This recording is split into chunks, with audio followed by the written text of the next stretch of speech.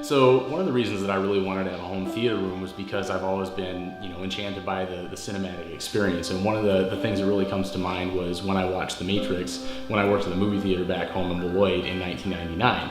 We, had the opportunity, because we worked at the theater, to watch midnight shows on Thursday before they were really big or whatnot. And we went upstairs and we cranked all the speakers up, and The Matrix was this movie that nobody knew anything about.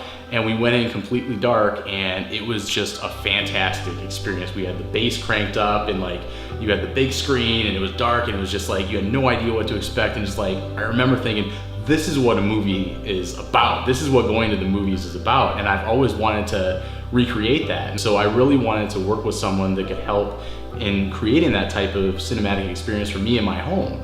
And working with Kai and getting his contact Jay, who does all the audio work and whatnot, and working with his carpenters and with his team to try and take the space that I had in my mind and create that for me within the room that I had in my head.